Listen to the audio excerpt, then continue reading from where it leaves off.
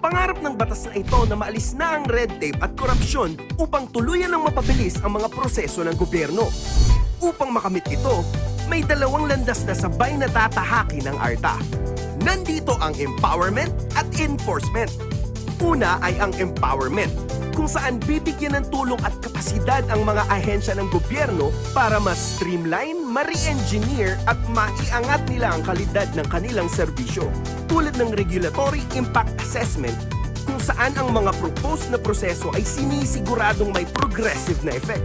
At ang regulatory management system para patuloy na maging effective, productive at efficient ang proseso ng mga ahensya sa pamamagitan ng pagsigurado na ang lahat ng ating mga regulasyon, batas at polisiya ay dumaan sa masusing pag-aaral. Pangalawa ay ang enforcement, kung saan ang mga ahensya na lalabag sa batas ng ARTA ay papatawan ng naaayon na kaparusahan. Guided by these two pillars, our gift of productivity and efficiency to the people will be just a step away. Approve ka, ARTA!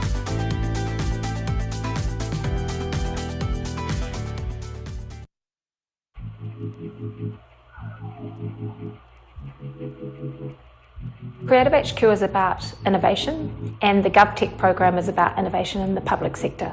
This globally unique innovation program provides an opportunity for government agencies to tackle their urgent challenges by taking government teams outside of BAU through a 13-week creative innovation process.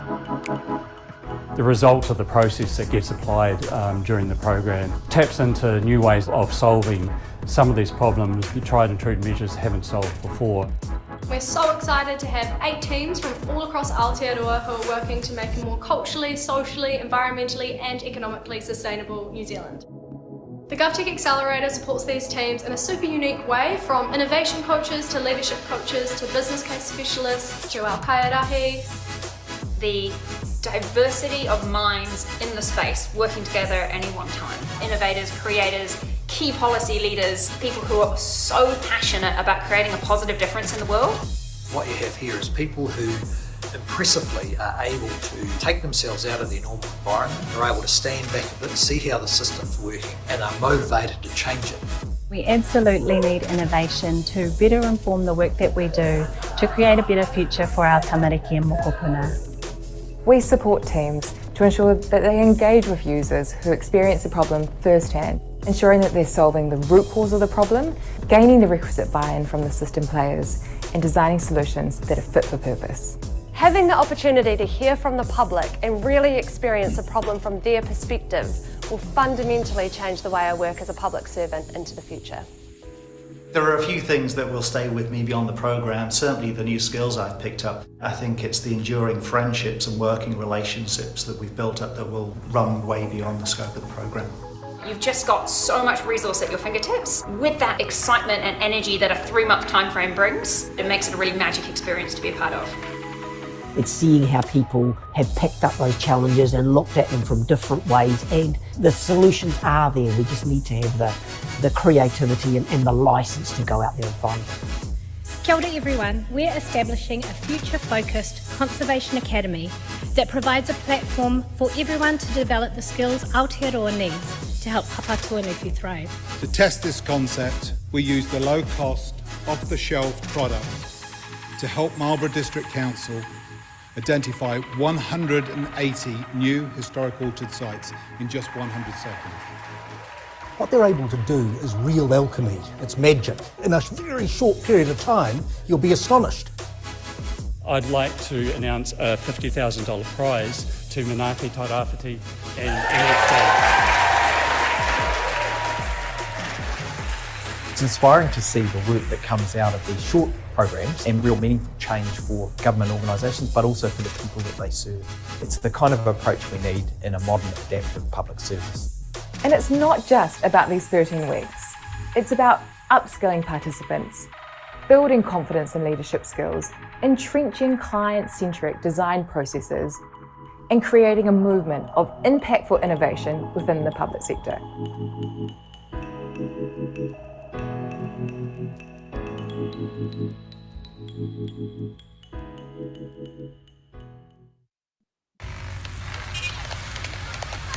Sampuranga daliri, kamay at paa.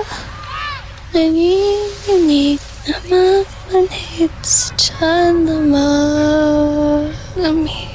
Chronic hunger may lead to anxiety and depression. Sama-sama nating labanan ang gutom sa Hapag Movement.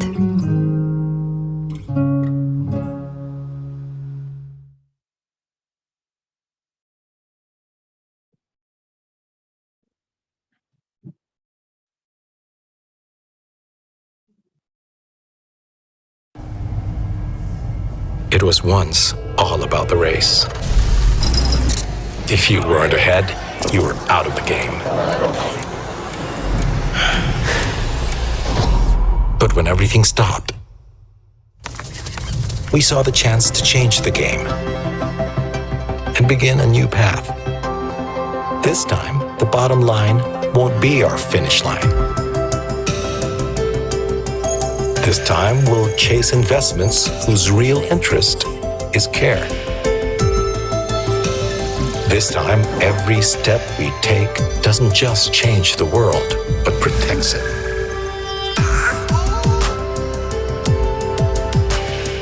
This time, our tech advancements will propel human betterment. This time, we will run the longer race, because the most rewarding pursuit is leaving a world greater than what it is.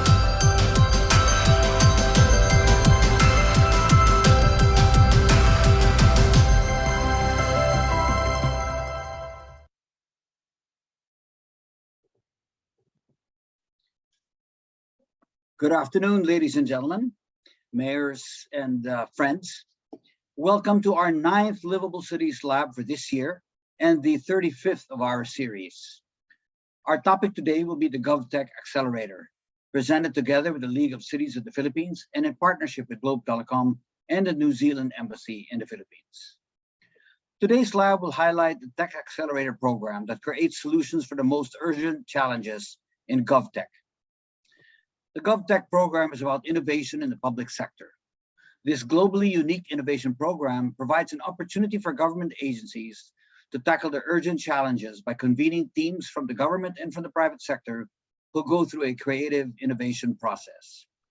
The result of this system gets applied during the program and taps into new ways of solving some of these problems. The diversity of minds in a team, which includes innovators, curators, key policy leaders, and people who are passionate about creating a positive difference in the world, allows them to create solutions for problems. The Govtech Accelerator program likewise supports teams to ensure that they engage with users who experience a problem firsthand, ensuring that they're solving the root cause of the problem and gaining the support of actual users and system players. It's about real, thoughtful, meaningful change for government agencies and local government units and for the people they serve. Today's topic will be especially useful for mayors, planning officers, and frontline unit heads of local government units, as well as national government agencies. We have a great panel today for this discussion, and our panel will feature no less than the New Zealand Ambassador to the Philippines, Peter Kell, Creative HQ's Head of Government Innovation, Johnny Haddon, and the ARTA OIC DDG, Ernesto Perez. So before we begin our lab on the Govtech Accelerator program, let's review a few safety reminders. First, be aware of your surroundings while the webinar is ongoing, in case you need to stop due to an emergency. And second, always stay safe and practice social distancing if you are out of your home. Furthermore, this webinar will be recorded and will be available in the Livable Cities Facebook page. Questions may be asked in the Zoom Q&A box, which includes a feature that allows the audience to vote on questions posted by others by simply clicking on the thumbs up icon next to the question. Some of these will be answered directly by our speakers or their staff in the chat box, while other questions will be parked for later use in the open forum and answered in the open forum. If you are joining the webinar on Facebook, you may place your question in the comments section of Facebook, and our staff will pick it up and transmit it, forward it to us in the Zoom room. At the end of the webinar, we will invite you to please fill up a feedback survey Your response will help us improve our Livable Cities Lab series, and you'll also get a certificate of participation by answering the corresponding questions in the survey. Okay, as we let more people into the room, let's get underway. And we'd like to thank you in advance for spending the afternoon with us at the Livable Cities Lab. So to get the program going, we'd like to ask a poll question. And we ask a very basic one for this afternoon. The question is, where are you joining us from? Please pick one. Where are you joining us from? Metro Manila, rest of Luzon, Visayas, and Mindanao. This will give us an idea of the mix of the room and the participants, and we'll know kind of the geographic spread or footprint of all the participants. So where are you joining us from? Metro Manila, rest of Luzon, Visayas, or Mindanao?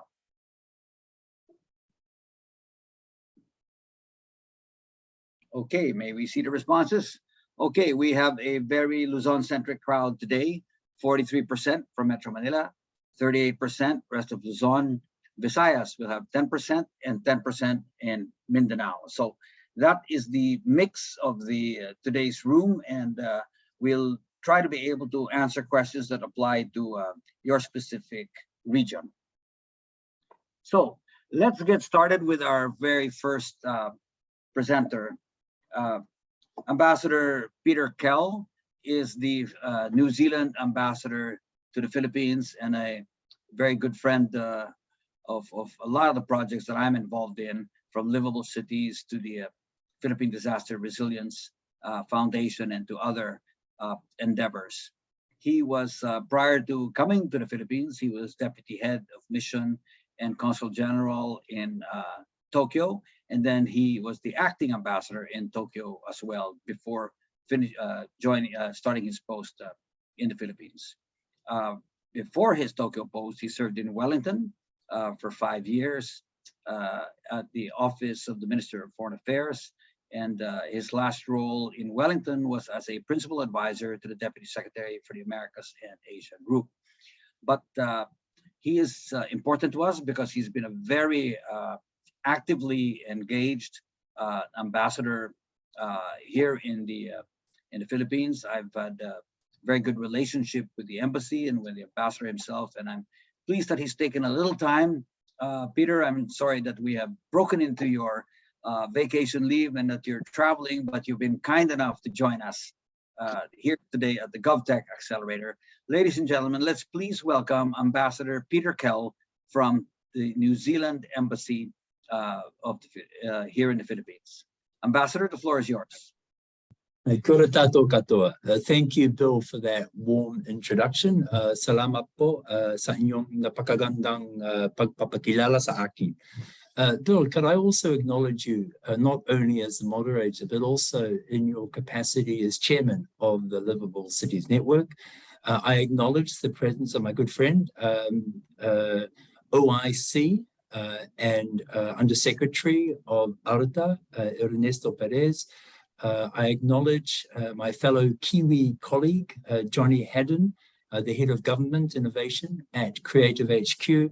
Of course, mayors, other distinguished guests, ladies and gentlemen, and to all our viewers and listeners. Magandang hapon po sa inyong lahat. I'm very happy to be here today. Masaya ako at nandito ako ngayon. But first of all, I would like to acknowledge Bill and the Livable Cities Network for organizing this timely and valuable webinar. Delighted to be able to share a little bit of the New Zealand experience. And indeed, we have been sharing in one way or another with the Philippines, our experience. We've been working together in this area over the past few years. We've particularly focused on how we could support the Philippine ambition to streamline regulatory processes to support businesses. This working together with the Philippines culminated in the launch of a partnership between the Anti-Red Tape Authority and the New Zealand government on the ease of doing business and public sector efficiency. I was delighted to be a co-signee, as it were, or signatory of a memorandum of cooperation with the then Director General, Aurata, Jeremiah Bojika. We signed that at the Embassy in Manila last year in September. And today, I see probably my most useful role is trying to set the scene. And I'd like to start by saying 4 things. The first is that New Zealand is pleased to be partnering with the Philippines on strengthening the public sector, whether it be to improve the ease of doing business or other efficiency gains. We also acknowledge the work that has been done so far. The Ease of Doing Business Act of 2018 and other relevant legislation that has helped to set the context here in the Philippines. I also acknowledge the ambitious government right-sizing or streamlining program that the incoming Marcos Jr. administration has announced, building on the achievements of the previous administration. So that's my first point. The second point is when you think of New Zealand, often you think of improving the ease of doing business. And when you think of improving the ease of doing business, it's one way that governments can measure how they've been able to streamline their process. And that measurement has been done until quite recently by the World Bank. And when you think of the World Bank Ease of Doing Business survey, New Zealand has been number 1 or 2, but mainly number 1 over the past few years. So the question then is, how did New Zealand get to be number 1?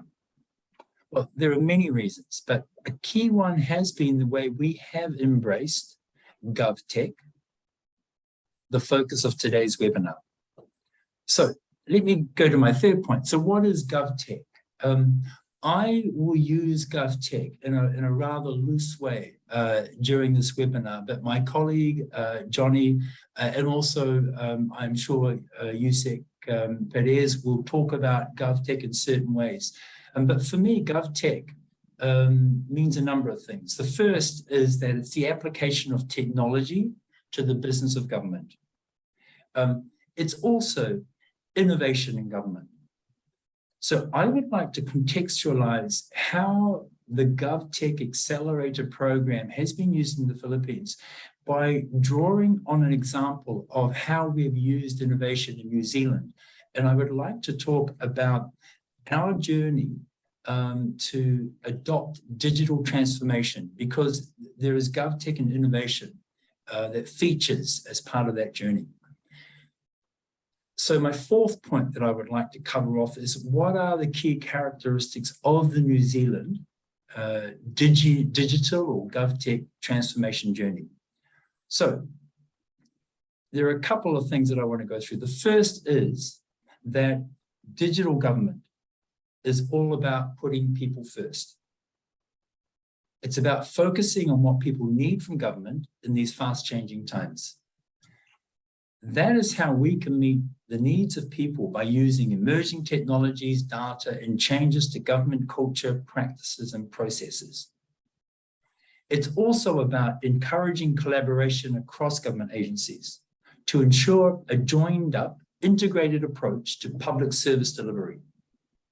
And lastly, it's about leveraging partnerships, whether they're partnerships across other governments, local or national government agencies in the country, or internationally, leveraging the experience of other governments that have grappled with a problem that, in the case of New Zealand, we have been grappling with or are trying to address.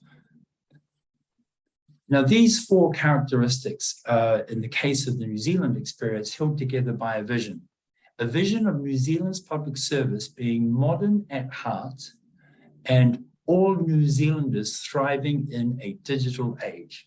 So remember, I'm talking about the New Zealand experience of digital transformation as an example of how Govtech has been used.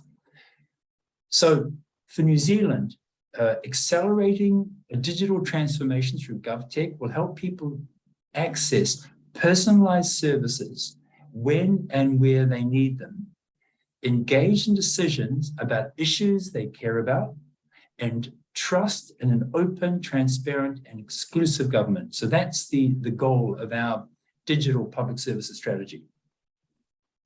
Now, driving this vision, and this is a key point that relates to today's webinar, driving this vision is a view that digital means much more than just improving IT systems and processes, but rather digital means doing things differently in an increasingly connected world, using new mindsets, skill sets, technologies, and data to benefit people, government, and the economy.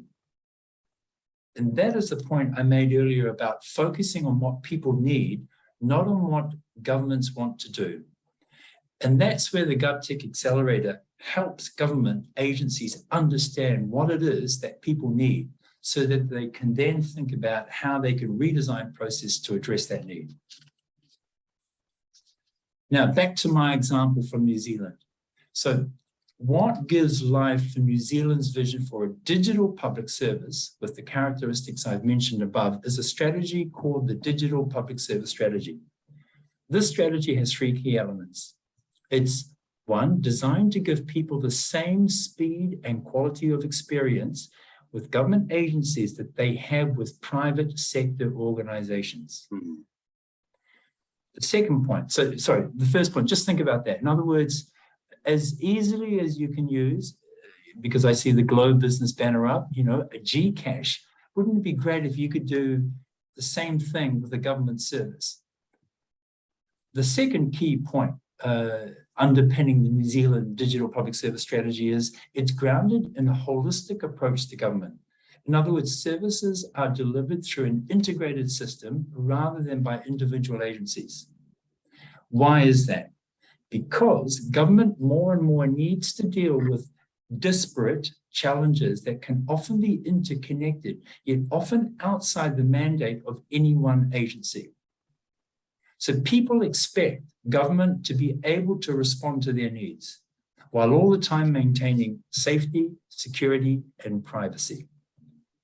The third element of the New Zealand Digital Public Service Strategy is that strategy reflects a new phenomenon. And that phenomenon is that people now expect to be involved in the design of services. So when you put these three key elements together, you can see that in the case of the New Zealand Digital Public Service Strategy, it's seeking to make government able to respond faster to the needs of people. How are we responding? By introducing, firstly, systems and design thinking, or innovation. And that will be a focus of the presentations of the following speakers. Second point, New Zealand is responding by organizing or introducing new ways of organizing and planning. And thirdly, by introducing digital technology. So let me take these 3 points in reverse order. The last point first, introducing digital technology. I think all of you can understand the need for digital infrastructure. Without this, it is simply impossible to achieve the other priorities. So I won't belabor the point. On the second point of newer ways of organizing and planning, here are 2 examples of things that New Zealand can now do differently. The first is that we've developed and launched a multi-agency service, or actually a cluster of services, based around key events in people's lives. For example, like having a baby. This multi-agency service is called Smart Start. My second example, and this one is possibly known to some of you, but we have created the world's first fully online passport renewal service. And we have extended it to new passports too. I had to renew my passport last year. I kid you not, it took me no more than 30 minutes to do it all online. Paid for it, and it was delivered to me in 2 weeks' time. So this fully online passport service is just as easy as banking services, using Gcash. And that's an example of where before I mentioned that people are more and more expecting to get the same level of service from government agencies as they do from private sector organizations. And that's something that we are on a journey on in New Zealand. We're getting much better at doing that as a government. The last point, and that is that first point I mentioned before about introducing systems and design thinking. That's another way of saying innovation. And that is the focus of today's webinar. It's Govtech Accelerator. How does that help create innovation in government? Well, many of you are probably thinking innovation, yes, I've heard that all before, but what does that really mean? I mean, how would my agency innovate and transform itself from where it is now to where it wants to be? Well, I'm pleased to be sharing the panel with Yusek Perez and Johnny Haddon, because they can give you very specific examples of how agencies are doing precisely that. So I'm going to leave it to them to talk about that. I suppose, lastly, I just want to say that this experience of innovation, how to establish, how to nurture innovation in a government agency. I'm sure that many of the representatives of agencies here are on their own journey or have embarked on such a journey. But I just wanted to let you know that you can, through the partnership that we have developed with ARTA, also get exposure to how New Zealand has embarked on this journey. And at this point, I'd like to go back to that memorandum of cooperation that I mentioned we have established with ARTA, because underneath that, we have a number of New Zealand agencies. Well, actually, Creative HQ is a perfect example of a New Zealand organization that is working with Philippine partners. Johnny, I'm sure, will talk more about that in a moment, but we have an initiative underway with Valenzuela City, which will finish up pretty soon. They've embarked on a Govtech Accelerator. I don't want to steal their thunder, so I won't say any more about that. But we're also working with ARTA on an innovation program, and we are talking to one other national agency and one other local government one, to see whether we can launch some pilot projects with them, which will be based around the Govtech Accelerator program. So I hope through this webinar that I've been able to provide a little bit of context about, why we're doing what we're doing, but also an example drawn from New Zealand's own journey around how to digitalize and transform its government, about how we've used the idea of innovation. And the Govtech Accelerator is an opportunity to think innovatively about solving a problem that you have. And I've also hope I've given you a sense of how, after this webinar, if you were interested in talking further, we can provide contact details for people that you can reach out to. So with that, I just want to say maraming salamat po sa inyong lahat. I look forward to having an exchange with you during the Q&A. But for now, over to you, Bill. Thank you very much. Maraming salamat din, Ambassador. Excellent presentation and a good start and a good overview. As they say, the proof of the pudding is in the eating. And what I like about New Zealand and why we like to work with New Zealand is because they have put together this program, but it's a program that they themselves have undergone. And we've seen the improvements in New Zealand. And again, no accident, it's been ranked #1 in the Ease of Doing Business report. And Ambassador, I like your description of how this works, to put people first, to have interagency collaboration, to leverage the partnerships, and then to set a standard, which is, deliver the service at the same speed or better than the private sector. And I think that's a great challenge. I think about some of the examples you just mentioned. Now I'm going to have to Google it and look it up, Ambassador. Smart Start. I think that it's built around an event like a birth, but you can imagine all other transactions that someone has to go through with government after that. So I think that's a great example.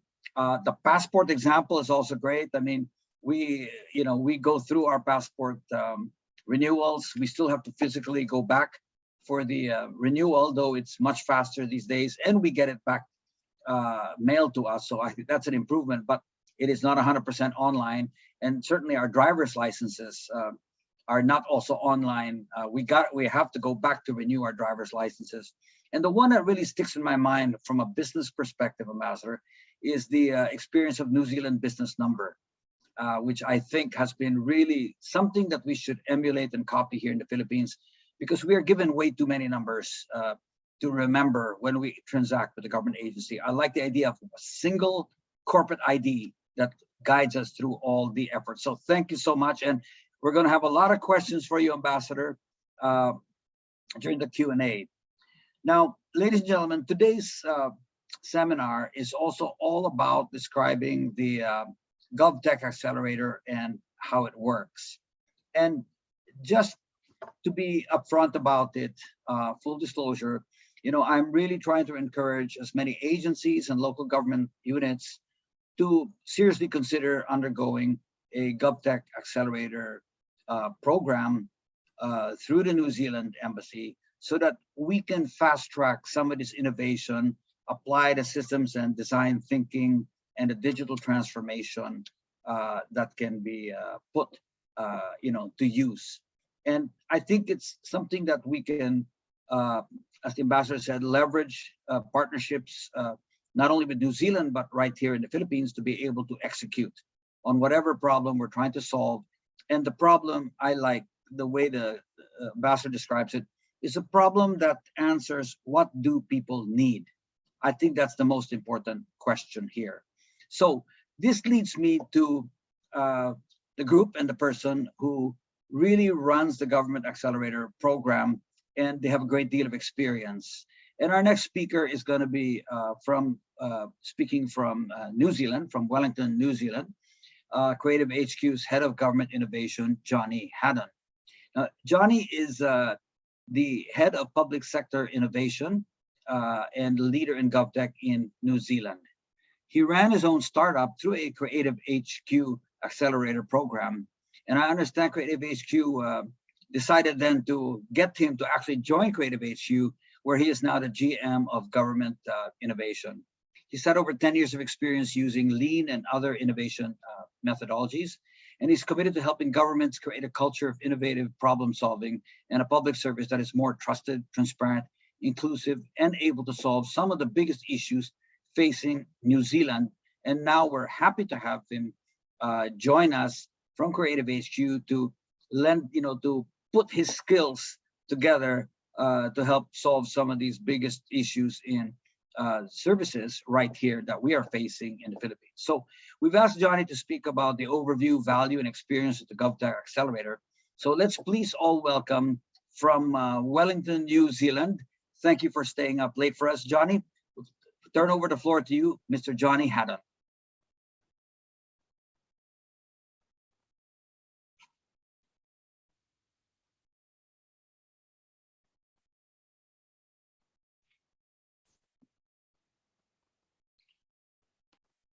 Johnny, I think we have a little problem with your audio.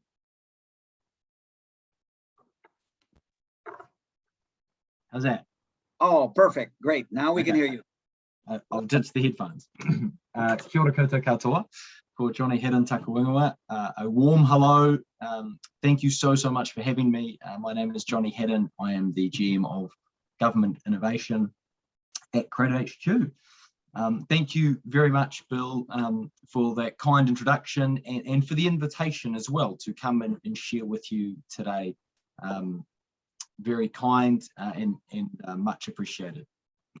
Thank you also, Ambassador Peter Kell. It's always great working with our New Zealand embassy officers, and Peter in particular is a very big champion for the Philippines, and speaks very highly of all of the initiatives that have taken place there while he's been in, based there. And also to Ata and Ernesto Perez, thank you also for the work that you have done with Creative HQ and for your leadership in this space. So I have a few slides that I'm able to share with you today and talk you through the Govtech Accelerator program. Now, I'm going to focus on the work that we've done here in New Zealand, as well as a project that we did in with Taiwan. And I'm not going to speak as much about the project which is currently underway with Valenzuela City, the Social Welfare Office. It is a very exciting initiative. It is coming to the end, and they are going to be speaking about that in more detail in September 15th, when I am actually going to be coming and joining you all in the Philippines, and I'm very excited to be there. So let me just share this. Now, you can see that okay? Yep, we can. Yep. Great. Brilliant. So, who are we? So, Creative HQ, we are a not-for-profit organisation owned by the City of Wellington, which is our capital city. We've been around for 19 years. We're not a big team, but you know, innovation is what we do. Innovation is our sector, and we've got a board that means which has private and public people sitting on it, and they really push us and challenge us to make sure we're driving innovation and being creative in the way that we deliver our services. And we do that with both startups, early stage organizations that are seeking investment, and government. And I guess it's the bringing together of that very rapid innovation mindset that you have to have in that startup sort of environment, and bringing that into government, which, you know, is arguably down the other end of the spectrum. That's not to say there aren't a lot of really smart, really driven, motivated people in the public sector who want to innovate, but really sometimes it's the conditions and the constraints of the environment they find themselves in that inhibit that. And I suppose helping to break that down is a big part of what we do. This is our purpose as an organisation: to build capability, confidence, and connectedness and innovation in everything that we work with. So we've touched on a couple of these, but I just thought I'd put this up. You know, GovTech or public sector innovation in New Zealand has an unfair advantage in a lot of ways. You know, there's a lot of things that make our environment very amenable or well suited to being innovative and sharing some of those innovations and the process with other parts of the world. Maybe I'm biased, but you know, nothing really stifles innovation in a way like corruption. So, you know, I thought I'd point that out. You know, low corruption, the ease of doing business has been mentioned, budget transparency there, open government, you know, a lot of innovation where we need government to be heavily involved is in the social and environmental space, because there's not the same level of financial incentives for the private sector to step in. So again, having human rights there front and center is another reason why government innovation, GovTech, is highly important for this setting. So I won't go through them all. So the Govtech Accelerator, what is it? Thank you, Bill, for your sort of early introduction, but just to set the scene, what we have designed is a 13-week innovation program that really takes staff from government agencies and applies, you know, those lean, agile, design thinking methodologies to create solutions that really work and meet the need. And I'll talk more about that. You'll see, as I say there, the program targets root cause problems, facilitates collaboration, upskills participants to drive better outcomes. So this slide here, I guess we can innovate when a ambassador or a CEO or a minister or a mayor asks us to do something as public servants, and you might get an innovative outcome, and that's all well and good, but the level of change and problems, social problems, environmental problems that we face today, we can't rely on a minister or a mayor having a good idea to solve all of the problems, because they're seemingly endless. So, and then we have some innovation methodologies and process that we bring to the table when it comes to problem solving. And I guess this is the area where we want to play. We want to, create innovation by method, if you like.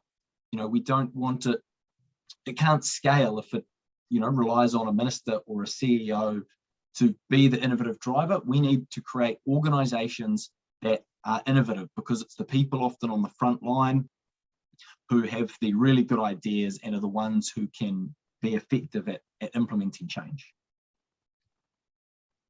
So I sometimes explain it like this. This blue dot represents a problem or opportunity that we face to improve our services in the public sector. To do that takes time and money, and the process of doing that, you build your knowledge along the way. And often what we do in government and in a corporate setting as well, follows this bottom trajectory where we, take a bit of time to think about what we're doing, and then we decide on the solution that we're going to create to solve that initial problem. And, that's your decision point. And then from then on, you spend the next 3 years and, millions of dollars implementing that solution. You start to learn a lot, and then you get to the end and realize once you launch it with a bang, and realize that actually it doesn't solve the problem that you set out to solve. It doesn't best meet the needs of citizens or the environment, or whatever the project is you're aiming to solve. And the problem is because you made the decision about what to implement early on this sort of curve. And what we're doing in the Govtech Accelerator program is really inversing that curve to the point where, in the shortest amount of time, the 3 months, you reach a decision about what it is that you're going to implement, very high on that knowledge curve. And the difference is a very different shaped, solution, widget, product, service at the end. So I guess you've got a validated solution versus an invalidated or an unvalidated solution. And the difference is this 3-month process that we sort of go through here, which is all about, root cause problem solving, research. It's about interviewing with the key users and really getting out into the community to work with those you serve. It's about experimenting in a safe way. We need to experiment before we decide what it is we're going to do, and test if things are going to work time and time again, and iterate on them before we get to that point. And a couple of points to point out there is the reduction in cost of learning that can occur when you follow this type of process. And I would argue, people argue innovation is risky, but I would argue that this increased knowledge decreases the risk of building the wrong thing. After 3 years, we finally roll out our solution, but it might not best meet the needs. That is much more risky than spending some time up front to try and get it right. So we've run this 38 different projects from 20 different government agencies, 10 local government organisations, and many NGOs and startups involved as well through this process. And 25 of those 28 projects have been, deemed successful. And actually, if we don't want them all to be successful in a way, because that would mean you're not pushing hard enough. And actually, stopping after 3 months is a very successful result, because it's better than building it 3 years later and then realizing it didn't work. You've only spent a fraction of the money, time, effort to do so. So I wanted to take you through just a few quick examples of the types of projects that we've worked on. So in 2018, we worked with the Taiwan Water Corporation, who went through this process, and were using their big data and machine learning to reduce water loss in pipes. Our drinking pipes under the underground, on average, global average, leak 15% of all drinking water just into the earth. And that's, in this day and age, is hugely problematic. And the way of finding leaks is very labor intensive, and certainly was ready for the next phase. And they were able to create a prototype. They actually came to New Zealand and tested it with the Wellington Water and Palmerston North City Council, another region. In the 12 months following the accelerator, they launched their product in Taiwan with 44 local government entities, and believed that they saved an estimated 3.5 billion litres of drinking water in 12 months. They really tested their model internationally, and it was great to see that cross-border collaboration, like what we're doing at the moment with Valenzuela City Social Welfare Department and ARTA as well. This was a project using LiDAR, which is a technology where a plane flies over the country and scans and creates a very high resolution 3D image. And this is being done in New Zealand at the moment. And through the accelerator, the project team wanted to create an open source platform for people to build applications on this technology. That's what their early research had shown them.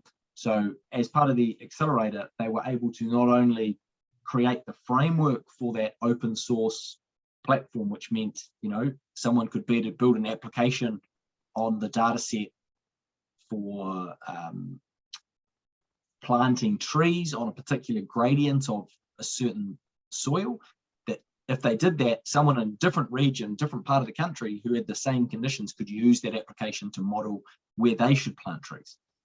But actually what they learned through the program, so they thought that was the problem they were going to solve, but actually what they realized is that there was a greater problem, which is no one knew how to use the technology. Only the very big corporates had the business acumen or the knowledge to use it. So they actually ended up doing the open source platform and building an education platform to ensure people could actually utilize this technology.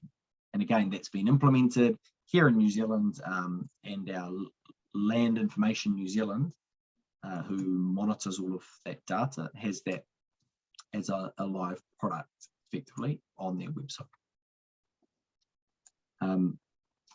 This was an example of a social initiative working in collaboration with the government. So a group based in a sort of low decile region in New Zealand who serve families in need, they were able to partner up with our central government Ministry of Social Development to take their learnings that they were hearing, the things that families were telling them on the ground in real time, and feed it into a platform which meant ministers and decision makers and policy makers back in our capital, Wellington, a long way away from Gisborne, could really have true access to the type of information that would lead to a system change, not just supporting, that one family with the immediate need, but actually what does that mean to inform a system change, and actually so that in 10 years that situation does not exist.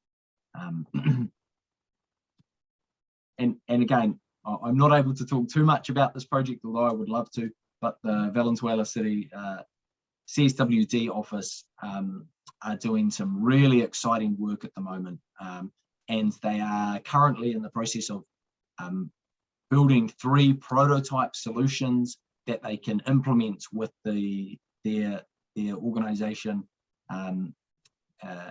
to create better outcomes for the people that they serve, which is, and they've really actually narrowed it down. They've realized they've got a very, very big problem, and they cannot address it all with only 4 people working on this project for only 12 weeks, part-time, but yet they've able to really create 3 prototype solutions targeting the assistance to individuals in crisis. So targeting that in particular group, which has been really great to see, and I'm excited to meet the team in person on the 13th of September. You know, all of these projects really work for impact in different areas, and this is just a little visualization of where projects we've worked on have touched on the UN's SDGs. Yeah. But actually, you know, what's important is not, our primary objective with this program is to create an innovative outcome, a better outcome for whoever it is that's trying to be served.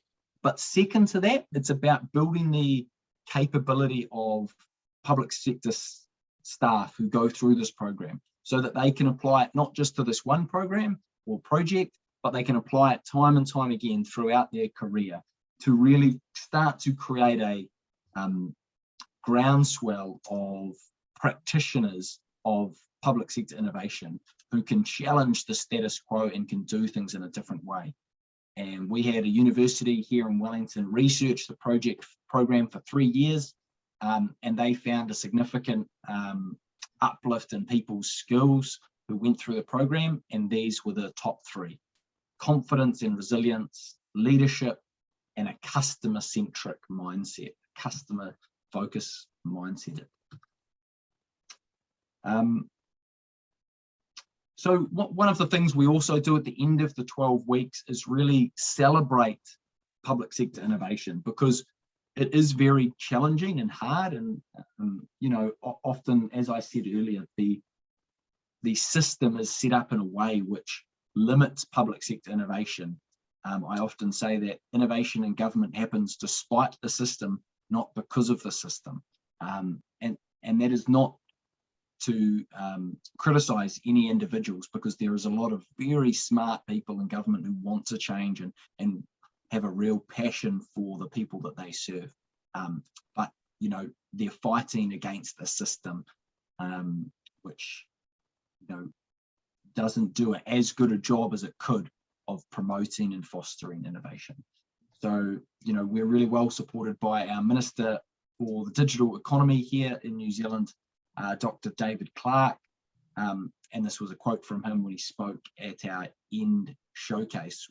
Our End Showcase, as I say, is just that celebration, shows people across government about, gives them examples they can point to for innovative outcomes, and yeah, celebrates that approach.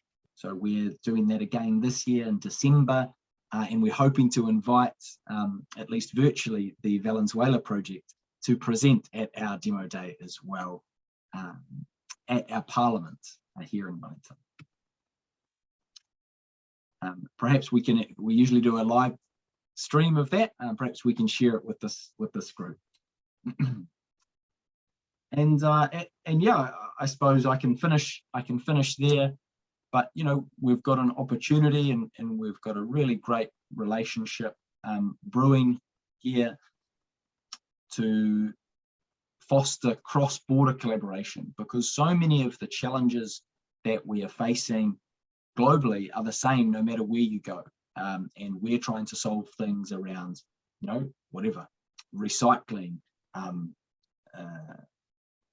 know, circular economy, you know, our oceans that are having rubbish flow into them, social inequality. All of these things are actually global problems that we're all facing. So we've got an opportunity to collaborate. I have a bit of a somewhat crazy vision of the fact that how can we make the public sector more innovative than the private sector? And that seems like a crazy statement, but you know, we have a real advantage in the public sector, and that is collaboration. Private sector is incentivized not to collaborate in a way. Government, public sector is incentivized or has no disincentive to collaborate. And if we can share our innovation process, if we can share our innovative solutions and products and services, then we should do that, and actually that could really speed up the rate of change and impact for the the global village. So yeah, that is what I wanted to share with you today. Thank you very much for the generous offer again to come and speak with you, and I look forward to trying to answer any questions from you as well. Thank you very much, Johnny, for the presentation, and I'm sure we're going to have a lot of questions for you, but thank you for giving live examples of your work, both within New Zealand and outside, like your Taiwanese example. And I think it will show that, kind of the progress that you can make in as short as 13 weeks just to get that journey started. And as you illustrated, the trajectory becomes very, very different using this approach, lowers the risk, and ensures that at least the end objective is a plan that actually works and answers the needs of people. So thank you for that. And we look forward to your answers. And we look forward, of course, to having more people join the Govtech Accelerator program. So, ladies and gentlemen, there are actually two Philippine agencies or entities which are already part of this Govtech Accelerator program. Johnny has made a reference to one, which is the City of Valenzuela. The work is currently ongoing, so we will have to wait just a few more weeks for them to be able to present not only to the City of Valenzuela, but hopefully we can work together with them to give to reach into a larger audience and for them to speak about their experience with the Accelerator program. But today we do have another agency, a national agency that has been working even longer with Creative HQ and New Zealand Embassy. And this is an agency, as their video shows, at the heart of facilitating improved services, at least with respect to cutting red tape and their focus on ease of doing business, though their work is not limited, I must say, to just the ease of doing business, but their work really encompasses all public transactions with government agencies and entities, I believe whether here or abroad for that matter, at both the national and the subnational or local level. So today we are very happy and privileged to have the officer in charge, DG Ernesto Perez of the Anti-Red Tape Authority, or ARTA, join us in this lab. Now, DG Ness, as we know him, he was actually, if I recall correctly, the first employee at ARTA when it was found, when it was formally established and created. And he has been there since day one, and is currently the OIC of ARTA since the 8th of June. He is concurrently the ARTA's Deputy Director General for Operations, and he's led numerous successful programs and issuances for streamlining, re-engineering, and automating of government processes. And as the Chief of the Compliance Monitoring and Evaluation Office and the Better Regulations Office within ARTA. He's had a long experience in the government. He was, prior to ARTA, he was Assistant Secretary at Department of Trade within the Consumer Protection Group, and served also as, concurrently as Director OIC of the Bureau of Philippine Standards. So he brings a wealth of experience from within the government, and now, of course, as from his position as the OIC of ARTA, he gets to kind of have a look at how all the other agencies and LGUs are operating. And he's had that project going with Creative HQ and New Zealand Embassy. So we've invited DG Ness to speak about the experience of the Govtech Accelerator for a national government agency. It's my pleasure to welcome OIC DDG Ness Perez. So DDG Ness, the floor is yours. Thank you, Bill. Maraming salamat. Magandang hapon po sa ating lahat, lalo na po sa ating mga kababayan dito sa Pilipinas. Good afternoon also to Ambassador Peter Kell and my fellow speaker Johnny Haddon. Of course, to Head of Government Innovation Creative HQ, Mr. Johnny Haddon, to my fellow colleagues in public service from the different cities in attendance today, good afternoon, magandang hapon. First and foremost, I'd want to thank the Livable Cities Philippines for the opportunity to participate in this event. Since my time as Assistant Secretary for Consumer Protection Group and OIC Director of the Bureau of Philippine Standards at the Department of Trade and Industry, livable cities or smart cities have been one of my advocacies. To this, I was able to travel or attend local international conventions in Singapore, Geneva, and Barcelona.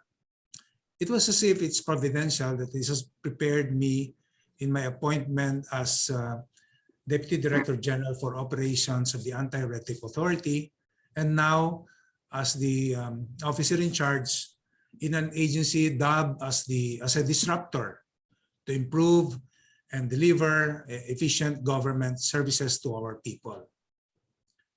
The Anti-Red Tape Authority has always aspired to transform the way government serves and empowers its citizens and stakeholders through excellent regulatory practices, process streamlining and re-engineering, collaboration, and technology application.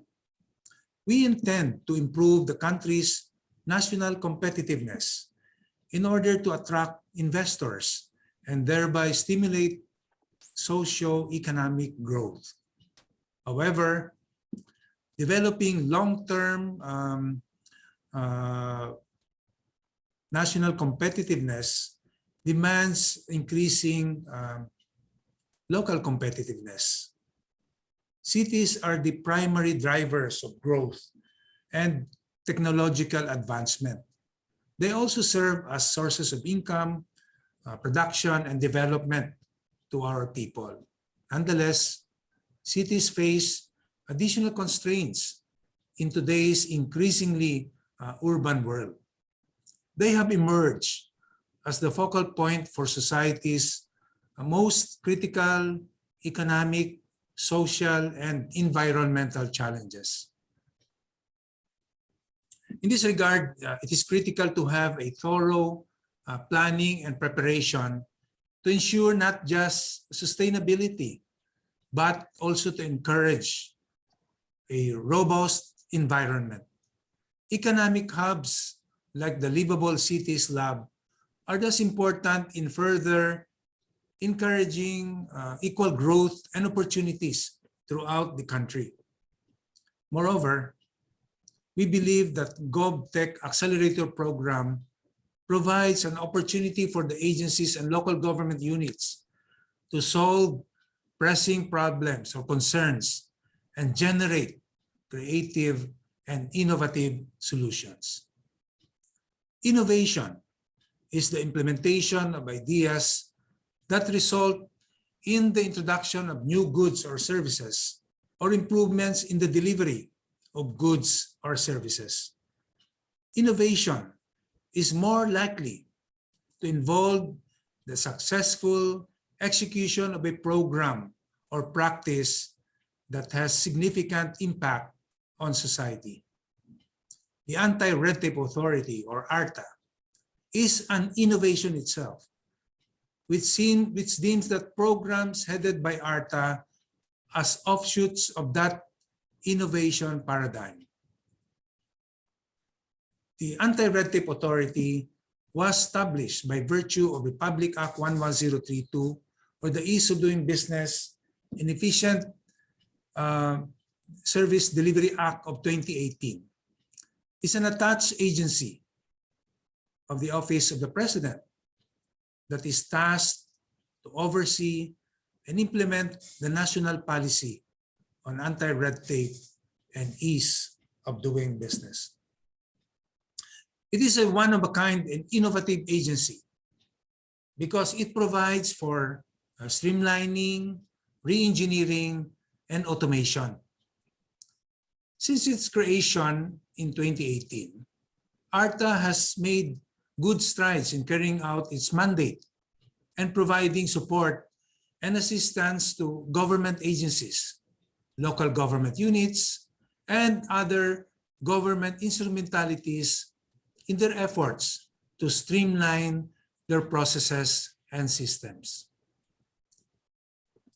In accordance with Republic Act 11032, here are some of the streamlining and automation services that has been very beneficial to the people, particularly during the pandemic, since we have been limiting the face-to-face transactions to avoid the spread of the virus. First, we have the Electronic Business One-Stop Shop, or EBOS, which is a free online platform that provides end-to-end processes or registration for those looking to start their own businesses.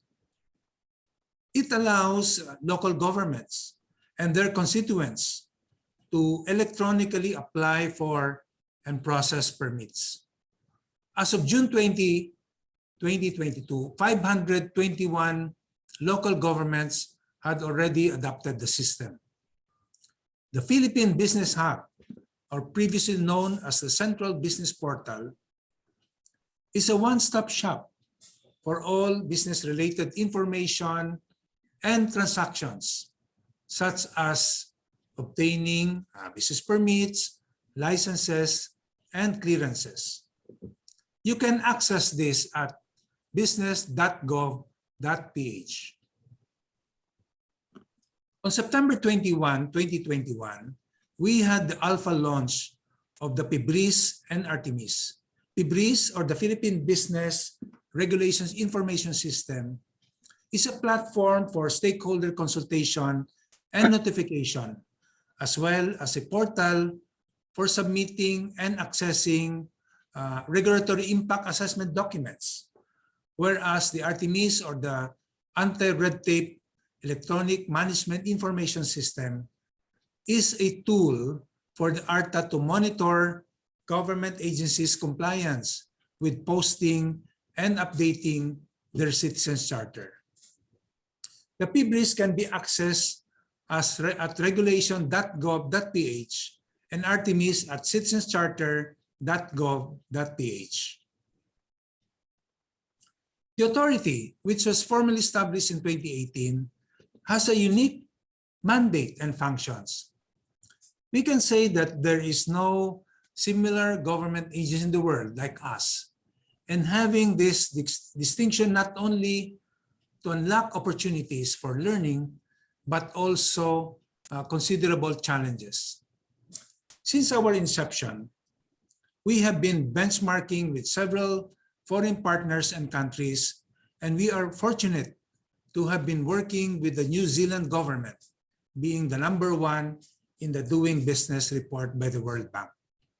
We would like to take this opportunity to extend our deepest gratitude to the New Zealand Embassy, through New Zealand Ambassador to the Philippines, His Excellency Ambassador Peter Kell, and then New Zealand Trade and Enterprise and the Creative HQ for the collaborative efforts in promoting innovative solutions and ideas to various concerns and issues in the Philippine government.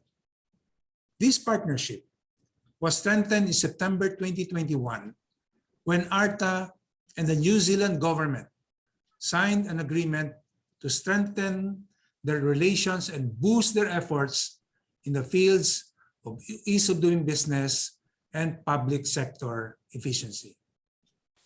The main objective of the arrangement is mutual cooperation between the two signatories. As such, the New Zealand government can bring in the Creative HQ, the country's leading provider for structured innovation programs for startups, corporates, and government, and relevant government departments and state sector agencies for their expertise during their coordination with ARTA. Meanwhile, the authority can tap all national government agencies, local government units, and other government instrumentalities working with the agency to help in their projects.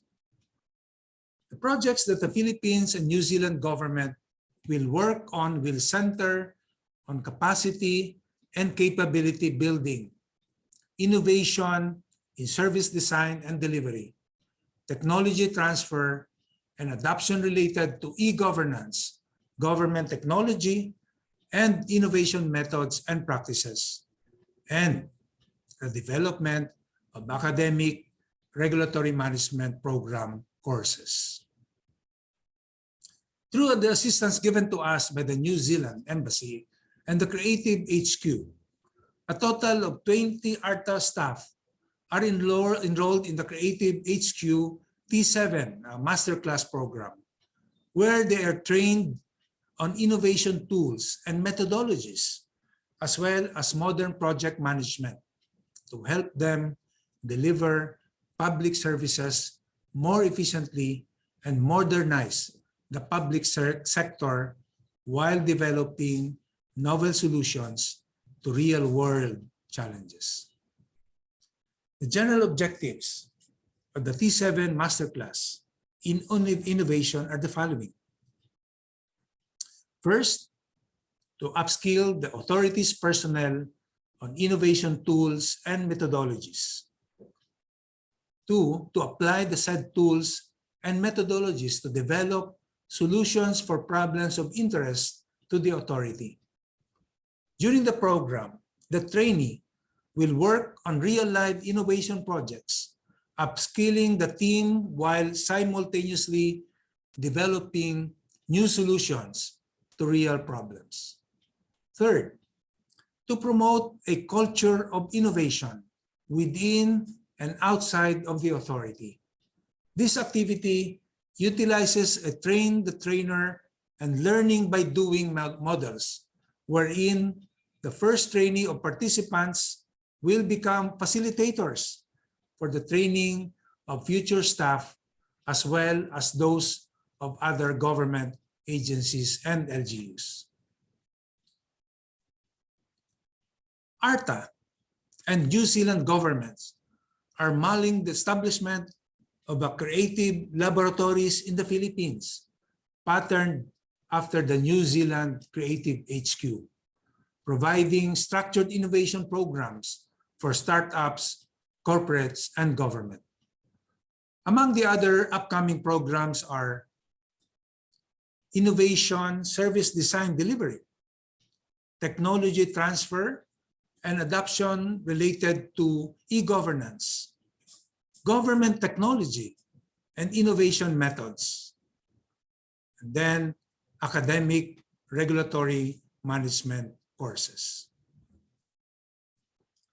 ARTA will collaborate and interconnect with our Department of Trade and Industry through its Bureau of Philippine Standards in implementing the Philippine National Standards on sustainable cities and communities to create livable cities, smart, resilient, sustainable, green, inclusive, and safe. We hope to create truly inclusive growth, ensuring that no one is left behind in the process.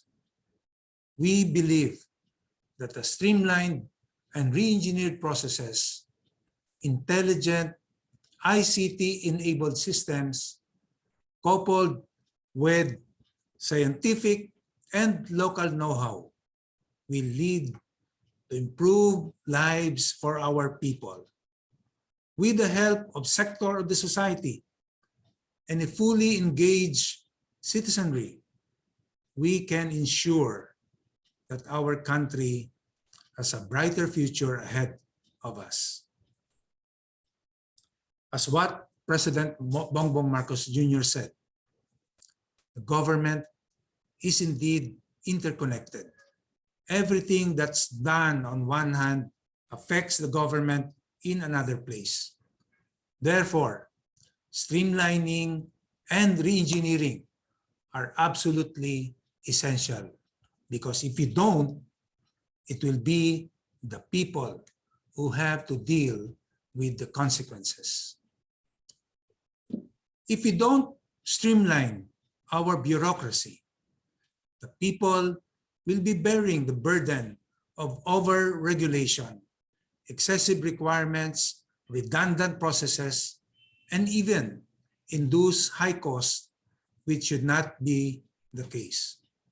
As public servants, it is our duty to provide them, our people, with the high quality, timely, and convenient services they deserve. After all, we are called public servants to serve.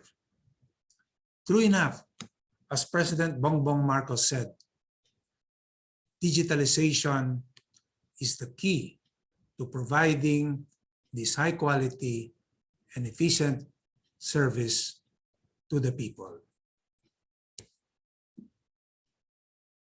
Before I finish my presentation, I'd like to point out that innovation involves more than just having amazing ideas and putting them into action to make the country and perhaps the world a better place.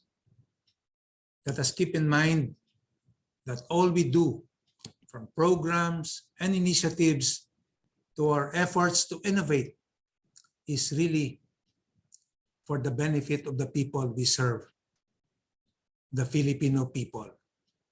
They should be at the heart of all that we do as government workers. It is only fair to give them the service they deserve. I thank the Livable Cities Philippines for your initiative and the opportunities for innovation that you provide to our local government units. It is our shared mission to assist our country in accelerating innovation by providing efficient government service delivery. Furthermore, we intend to increase the country's competitiveness by boosting the efficiency of local government units, or LGUs. LGUs, rest assured that the ARTA is ready to assist you in your efforts to streamline and re-engineer. I implore, therefore, everyone to continue working together as one for the continuous growth and prosperity of our country. Thank you again, and God bless the Philippines and everybody. Maraming salamat po sa inyong lahat. Thank you very much, DG Ness, for the presentation. It really covers sort of the breadth of work that you are all doing in ARTA. And what I like about it is that you work already with Creative HQ to train a pool of potential trainers through the T7 program, and they're slowly moving up the ladder and will be ready to be able to service not only ARTA, but actually the other agencies.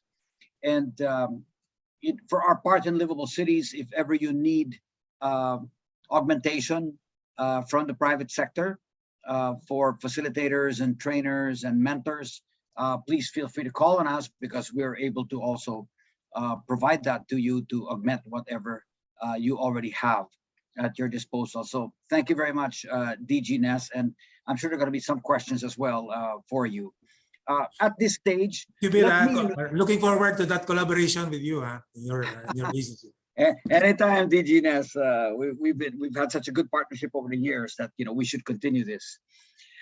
Okay, at this stage, let me invite all our speakers to turn their screens back on, their videos, turn on their microphones, join us on this virtual stage for the Q&A. Let me invite Ambassador Peter Keld, our Ambassador of New Zealand to the Philippines, who is kind of beaming in from Tokyo, actually, for today.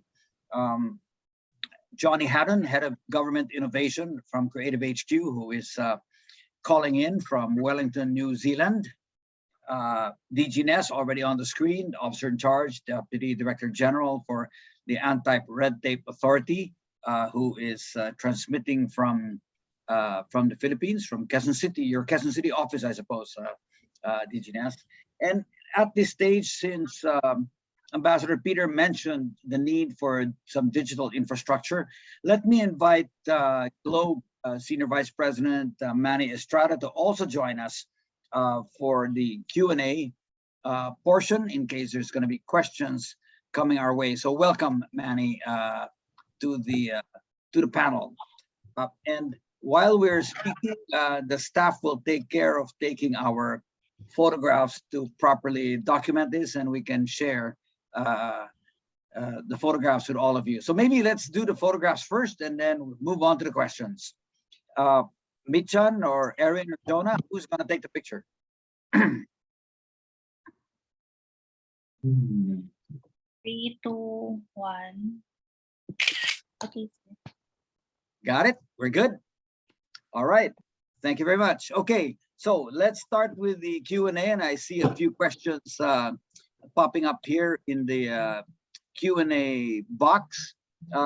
Before I start the questions, I just want to acknowledge, actually, Ambassador Peter and Johnny, you'll be happy to know that we actually have an attendee, a participant listening to all the presentations, joining from Wellington, New Zealand. So welcome from Wellington. I guess you are the person who's logged in from the furthest away country from the Philippines, at least for today. So thank you very much.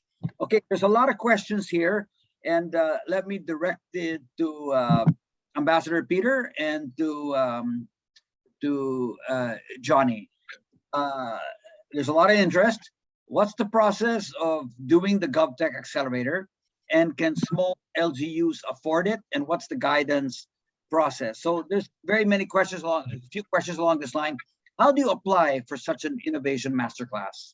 So they're, I guess, referring to both the accelerator and the innovation masterclass, the T7, which ARTA's undergoing. So Ambassador, maybe let me throw the first question to you and a follow-up from Johnny. Yeah, absolutely. So I think there are a lot of ways in which you can get information on what we are doing under this program. You can reach out to Johnny Haddon, Creative HQ directly. He's given his contact details. The other way is you can reach out to the person that works in my team at the embassy. I think I've put the details up there. Samantha Teo, who I think is beaming in from Singapore as we talk. She's the point person in the embassy for any LGU or government agency that has inquiries around the Govtech Accelerator and the innovation training. She then works very closely with Johnny Haddon and the team in Creative HQ to help respond to those questions. So that's kind of how we've done it up to now, and very happy to provide more details if required. Thanks, Ambassador. Johnny, would you like to add to that? Yeah, no, I think that's perfect. Look, happy to field any questions from me and the team in New Zealand. But yes, Samantha is a great conduit to be able to go through, who is able to work with you, at a local level. So yeah, and yeah. Okay, thank you. Well, let's ask the staff. Erin, maybe create a slide that we can flash at the end of today's panel discussion, showing the contact details for Johnny and for Samantha. And let's show that slide before we exit today's session, so everyone can get to see it and take a screenshot. I think that will be very helpful. Thank you. Now let's go through the process, Johnny. You mentioned 13 weeks. There are people interested in joining such a program. What does it entail? How many people, and kind of just, could you walk us through a bit of the phases or stages you go through in 13 weeks? And what are the expectations at the end of the 13 weeks? Yeah, of course. Good question. So we often say that a really good sized team, you know, you might have heard the saying a 2 pizza team. And that is, you know, a team of sort of 4 or 5 people is a good size to really get stuck into this early stage of an innovation project. You know, sure, with a team of 10 people, you can get through a lot of work, but sometimes what's needed for these early stage innovation projects is a small team that's nimble and are across all of the detail, because it's like a startup where in these early stages of these types of projects, everyone on the team is doing all of the things. So we do sort of suggest you've got a certain makeup of what you might call hard skills, technical skills, and sort of soft skills or interpersonal skills to make up that team. But yeah, that's a starting point, and the team in Valenzuela are a team of 4. And ideally with, you know, full time and get released from your day job as much as possible is a really great start. In terms of the process to go through, we always start with creating a problem or project sort of scope document, which goes through what's been done to date, you know, what are the constraints, who are the key influences, you know, before we get into it, and then we do due diligence and work with the teams. But once we start, we go through 5 sort of key phases, if you like, across the 13 weeks. The first phase is a really rich discovery process to uncover the sort of root cause of the problem, if you like. Sometimes that can actually take up to 6 weeks, but it's really important to get that right. And that's about doing interviews out in the community. That's about doing research, desktop research. That's about, you know, really gathering as much information as you can. The second phase is about going into an ideation phase. So pulling together all of that information that you've discovered, and then start to what we call ideate around solution concepts.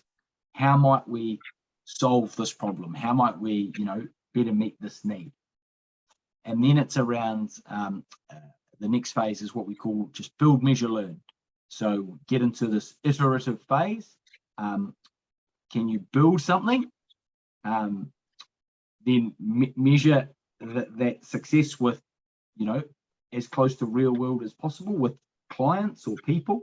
And then what can you learn from that? And then go again. And that's this build, measure, learn loop. The fourth stage is around growth. And this is where often the technology comes into it. You know, how do we scale this solution to meet the needs of, you know, the region or the country? And that's when technology can really be effective at the efficiency gains.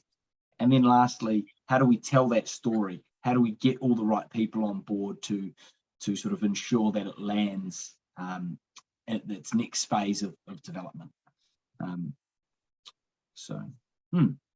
That's the sort of team makeup and the phases there, Bill. Sure, thanks. No, that sounds great. Now, going back to the team makeup, Johnny, is it ideal for the team to be, let's say, all from the same department or all public sector, or do you like to mix it up a little bit with public and private? We've done 3 design sprints with Creative HQ back in 2018. So this is all pre-pandemic stuff.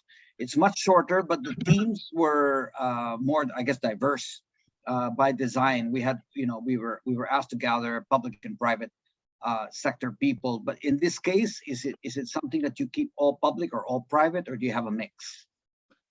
Look, every project is different, and it really depends. I understand your project, Bill, you were looking at how to work with the private sector, how government can work with the private sector. So it was really important for business to be in the room.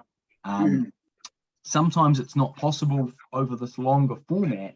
It's not as easy for the private sector, you know, someone to participate for sort of full time for this period. So we try and engage, you know, as much as possible at the right times. But often the project team, so normally the project teams are public sector. However, we often bring in maybe a contractor or pay someone to be a part of the team who brings the right experience from a particular sector. And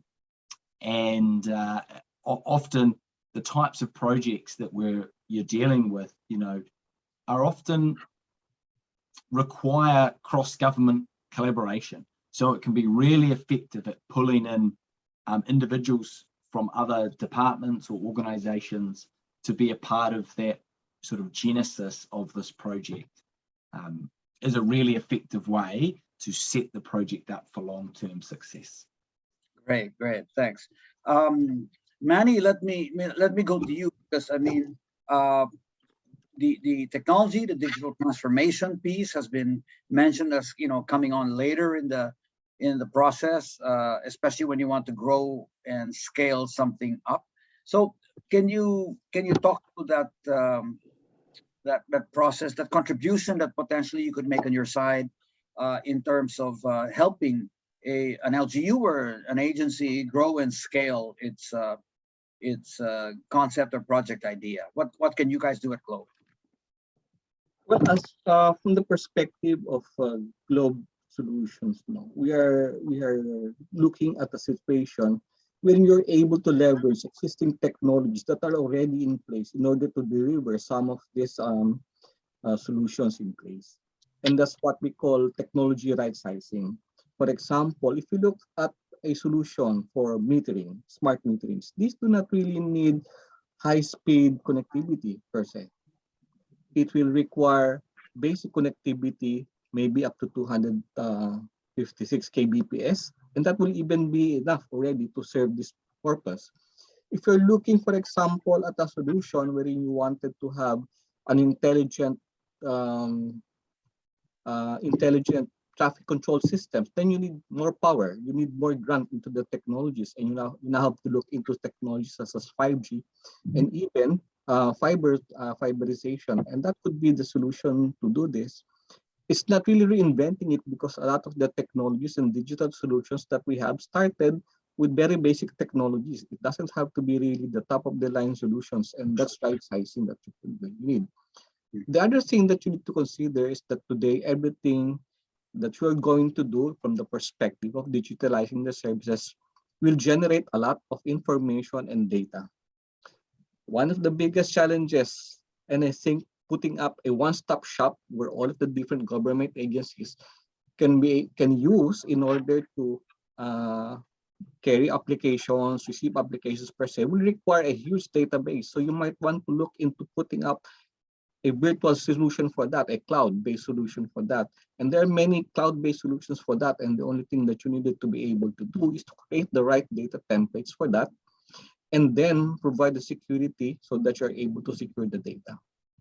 One of the biggest things that we are looking at, and we're hoping that we can realize per se, is that the Philippine National ID will serve as the start of the initial common data framework for all of the different services that are delivered to the Filipino people. Healthcare, your GSIS, your driver's license, all of this information can be one improvement per se. When you come to think of it, do you notice every time you would apply for a government ID, for example, or a government document, you are requested to submit several documents, and most of these documents have already been submitted in some other government agencies for some other purposes.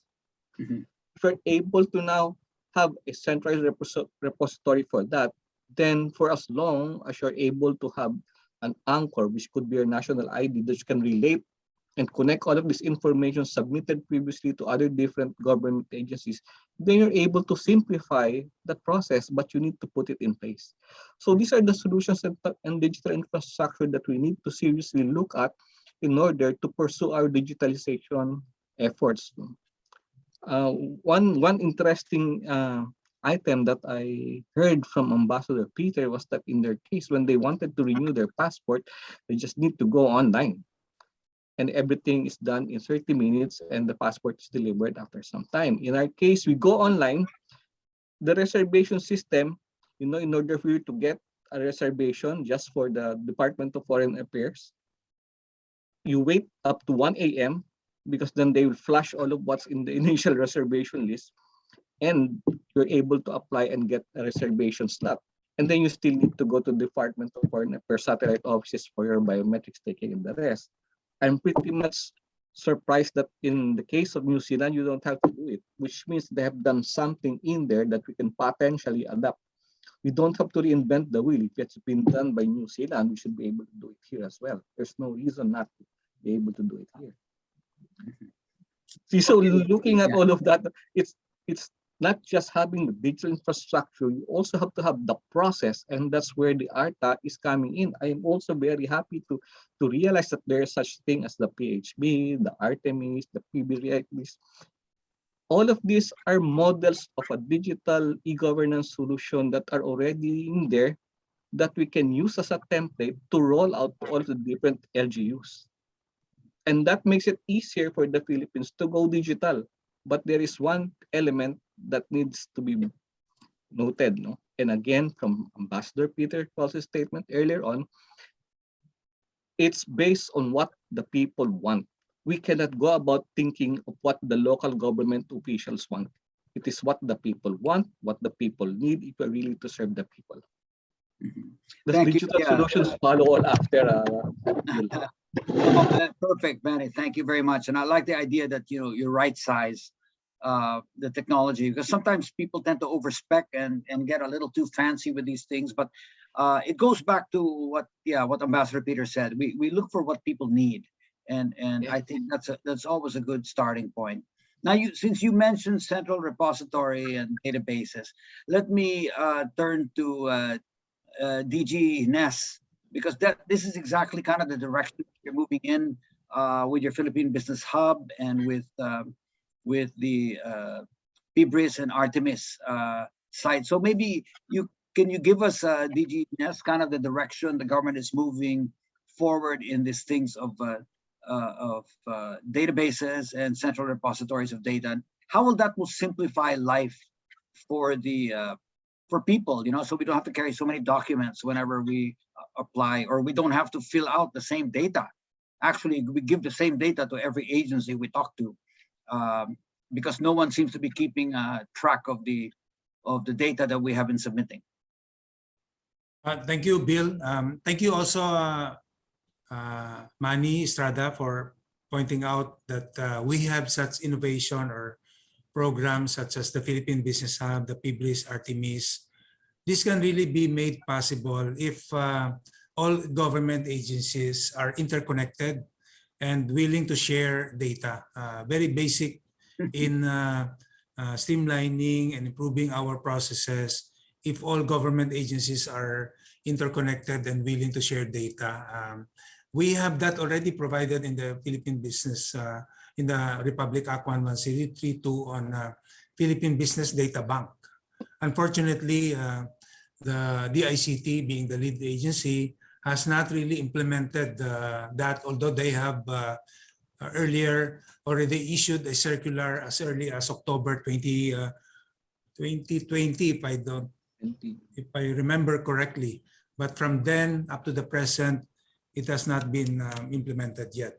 So what we do at ARTA, even if the mandate is not given to us directly, we are the one really pushing for agencies such as, we are assisting, actually, the right term should be assisting, agencies such as the DICT in pushing for these reforms.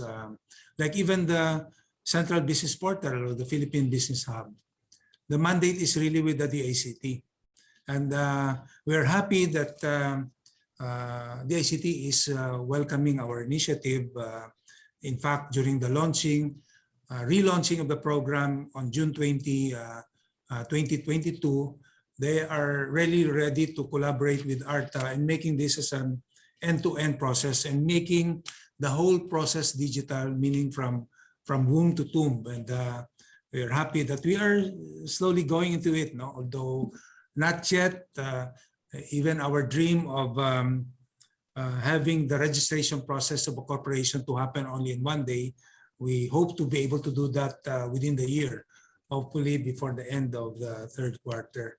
But really, agencies must be willing to share data. And so we have started our collaboration with the Philippine Statistics Authority, actually, and also with the Department of Foreign Affairs in the expediting the issuance of passports. And we have started that starting middle of last year.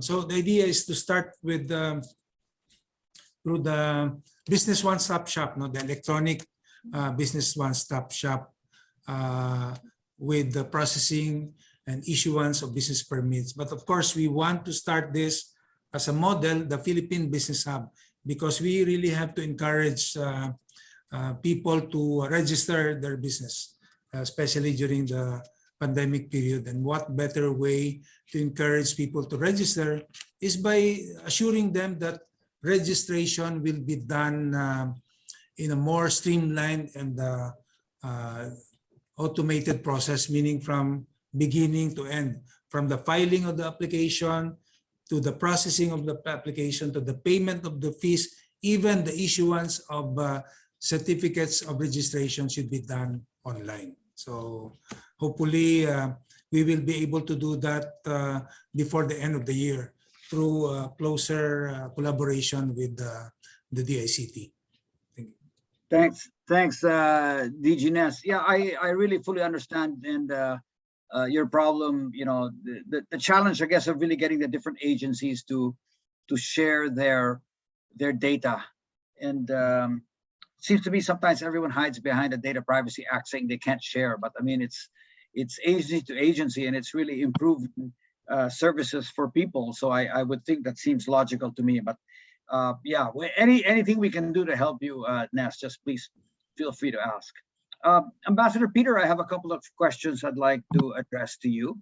Now, there's a lot of interest, it seems, some interest in people who want to join the innovation portion, you know, who want to be part of the, I guess, the masterclass, the T7. Are you limiting this to ARTA, or are you going to open up another batch, as it were, for those interested from other places? Could be other agencies or even the private sector. And how long does T7 take? How much time should people commit to join the Innovation Masterclass? And Johnny, please feel free to add, you know, to that question. And then my second question, Ambassador, is that now I'm curious about your the Smart Start program, you know, that's interesting because you said it starts with a very key event like the birth of somebody. So I'm curious now because, you know, until recently, we had to keep filing for our birth certificates at the National Statistics Office.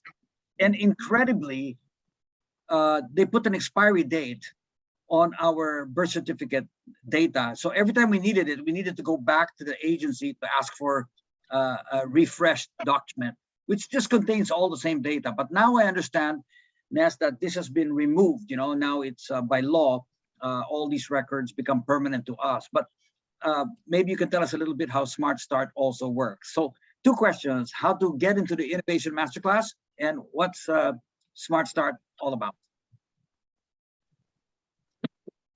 On the first question, Bill, thank you very much. Innovation. So as USEC Ness has explained, ARTA has embarked on an innovation program working with Creative HQ. We are certainly not limiting the innovation program to ARTA. It's really demand driven. If there are other agencies out there that would like to embark on a similar program, then we'll be very happy to talk. And the person to reach out to would be Samantha Tell, at least if you would like to reach out to the embassy. Of course, you can also reach out to ARTA. And as I think USEC Perez has mentioned, we have been talking about establishing a creative lab for government agencies. And so, you know, the innovation training that ARTA has gone through, you know, I think they would like to leverage and deploy that and make it available. And so perhaps I could ask USEC Perez to talk about, that, and maybe also Yusek and Johnny can talk about the length and the commitment, because it is a longer commitment than the Govtech Accelerator, which is only 12 to 13 weeks. So perhaps I could, if you don't mind, deflect to those who are actually doing the innovation program, both as a participant and as a provider, to maybe talk a little bit about those requirements. The second question, Smart Start. So if I'm not mistaken, this was something that we started quite recently as a trial. And it's really, I think the intent was to provide services for parents and the baby. And so that was the need that was identified. I would probably need to actually check to see how it's going. I know it's up, I know it's running. I know they're starting with a certain batch of services that are really centered around the needs of a baby, a newborn baby. But other than that, I don't actually have much information, but very happy to follow up, Bill. We can do that, separately. Thanks, Ambassador. Johnny, anything to add on the Innovation Accelerator, the Innovation Masterclass? There are people, and I have a question here actually related to this. How do we as experts engage or help out in the public sector? How do we engage our own LGU? So I think there's people with some experience and would like to maybe engage on their own, the LGUs, maybe using your methodology. What would be your advice? And would love to hear as well from TGNS and the fact that they're going through it at the moment. But yeah, as Ambassador Kel said, we have a bit of a demand driven. So if there was another cohort of people wanting to participate in the T7, I'm sure at the moment is being done with just the one organization, ARTA. But, if there was interest, perhaps we could create a cohort from across, different LGUs and even the private sector to participate in the T7 Masterclass. So that would definitely be something worth following up, either myself or Samantha. Mm-hmm. In regards to the engagement, yes, is for the Govtech Accelerator, engaging the private sector at the right point in time is vital, particularly if it's a project which is going to be a collaboration, or if the people you're trying to serve are private sector businesses rather than individuals, which is often the case. Many of government services, of course, are directed towards business, and in which case they are an absolutely vital customer of government. And then the other part of the question is actually supporting. Yeah, I think innovation in the public sector needs to partner with the private sector, and there's a lot of benefit that can come from that.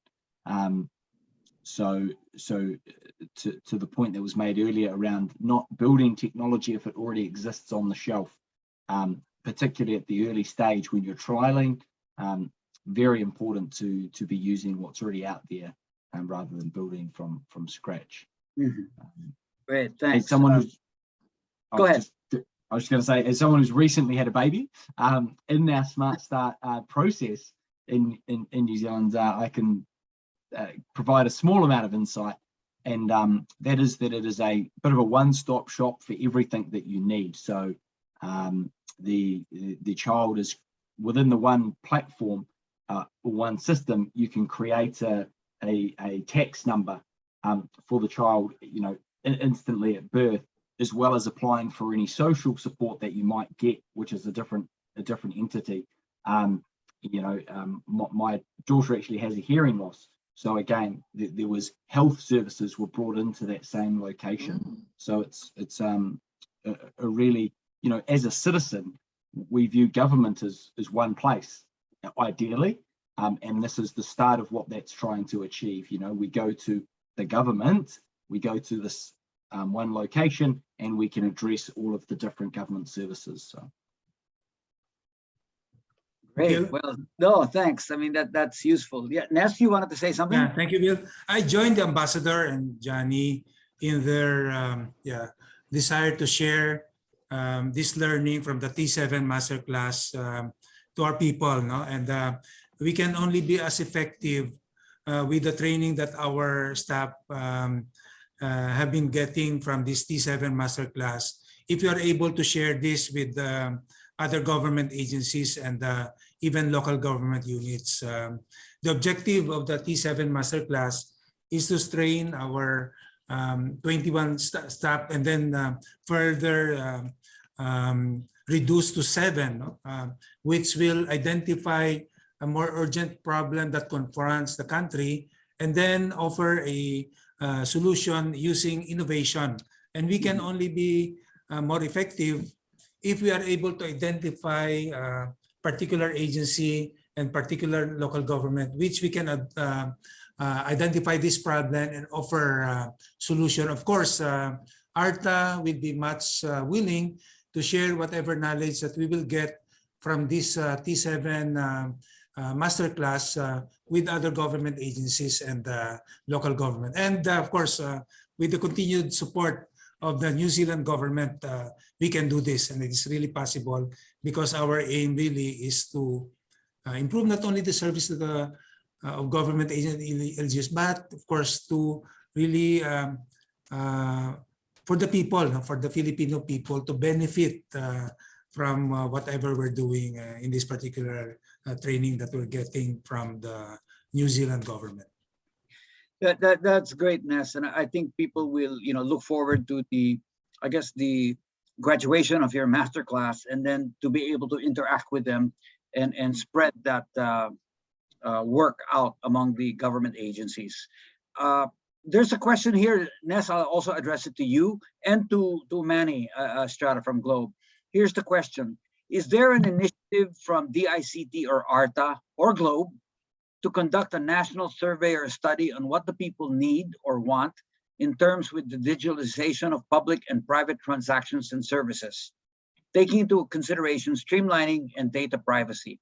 So are you surveying or studying what people really need or what people really want from the DICT, ARTA, or Globe point of view? DG Ness, let me start with you. Yeah, the law, particularly under Section 20 of Republic Act 11032, requires the establishment of a report card survey, in which we're doing already testing, in which whenever an applicant would apply for a business permit or any transaction with a government agency, before the end of that transaction, he will be asked to fill up a survey form. And we're going to do this nationwide. In that way, we will be able to get directly the response from the people applying for that business permit or transacting with a government agency. In that way, we will also be able to check the agency's compliance with the requirements of the ease of doing business law, particularly on the Citizens Charter requirement, where a government agency is required to disclose the kind of service that they offer to the public, all the requirements and the fees to be paid, and the standard processing time. If they're able to do that, the people will directly tell us. And also, this is also our way of rewarding government agencies which are compliant with the requirement of the law. Thank you. Great. Yeah, thanks, DG Ness. Manny, on your side, is Globe studying what people need, what people want out of a government or a public transaction? A lot of, not per se with government transactions. We do not engage in a survey to do that because we believe that the government, through the ARTA, already started a lot of these initiatives. We do have our own assessment of what can be improved. A lot of our digital services like GCAS, our Consulta MD, even our Globe Schools initiatives and all that, were all based on a seen need as a country and as a nation. For example, we knew that with the pandemic, there is a need for people to continue transacting the business. And that's how we developed some of the services, including Consulta MD. And that's the reason why we say that for Globe, innovation begins with a purpose in mind. It cannot just be simply be innovation for innovation's sake. because the technology is sexy. It has to be able to serve a particular need and the rest. No? But insofar as the government improvement on streamlining and services, we believe that the ARTA is doing quite a very great job out of it. A lot of improvements have been done with the Bayanihan 2 law and all that. And we really appreciate all of the efforts that are going into this one. And we are ready to work closely with the ARTA in order to help you with some of the solutions, again, to help you right-size the solutions and the technologies to support it. Yeah, thanks. Thanks, Manny. I think it's important to I guess talk to customers. What they go through. Yes. And DG, I always text your people when I go through a particular public or government transaction, because we're the customer. We go through. I've gone through everything from a passport renewal, driver's license renewal, vehicle renewals, vehicle registration renewals, and they introduce automation for some parts, and incredibly the process takes longer, not shorter.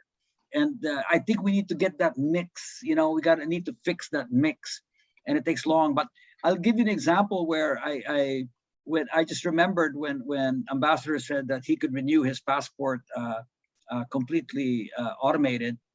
I just actually renewed my APEC business travel card, Ambassador, which is available to business travelers within the APEC region. APEC.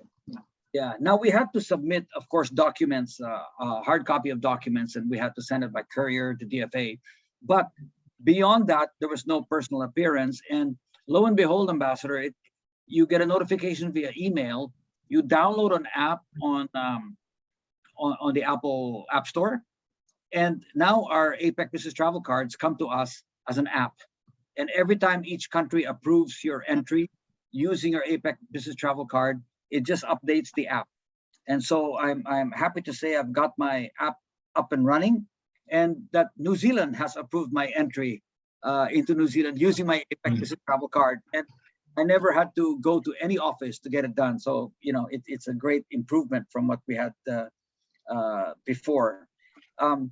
I have a couple of questions for Johnny, okay? And I noticed that you started in a startup that went through Creative HQ, and then Creative HQ, you must have been so successful. Creative HQ got you to join head the government innovation team. So here's a question here really about what's the experience of startups and of smaller LGUs, not the big ones. Valenzuela's fairly big, but smaller ones. And then the follow-up questions here are that, can a cluster of cities and municipalities work together in a single accelerator, or a cluster of agencies work together in a single accelerator program? Can you walk us through that? Yeah, no, great question. So yes, not sure if you mean they can collaborate on one project or collaborate in one sort of program, but both would be doable. So we often run the program as a cohort where we have, 6 projects all running, or even 10 or 12 we've done in one cohort, and they all run in parallel, and there's a lot of learning and collaboration that can take place. If there was an opportunity for actually one project where they were trying to achieve the same outcome, you could actually also have LGUs come together and work collectively. That would be more difficult perhaps, and we haven't seen that, but I would certainly be excited to be a part of that type of collaboration. Okay, I think that's what some cities are contemplating. So, we have the country's divided into what, 80 plus provinces? 85 provinces. 85 provinces. And then there are within the provinces congressional districts, which could be anywhere from a single district to maybe as many as 4 or 5 districts in a province. So if it were a district, they could have maybe 5 or 6 small municipalities, and they might be contemplating just getting those 5 or 6 municipalities either working in parallel or on the same single project to improve the same service across all 6. And maybe they'd like to go through an accelerator, and maybe that, I think that's kind of the direction some people are thinking. So something for you to think about and see, is it going to work? Is it doable? Yeah, it would be very exciting and something that we would be very interested in exploring. So can you tell us a little bit about your experience? I mean, you were in a startup, you went through the process, you had improvements. So this is not an LGU question, but more like a small startup question. How did that work? Yeah, so perhaps it was its lack of success, which meant I was open for a job at Creative HQ. But alas, it was very insightful. So I was working on a initiative that was looking at how to better support migrant business owners who had a higher failure rate than non-migrants. And that was the really crux of it. And we worked and we got a little bit of money to develop out the solution.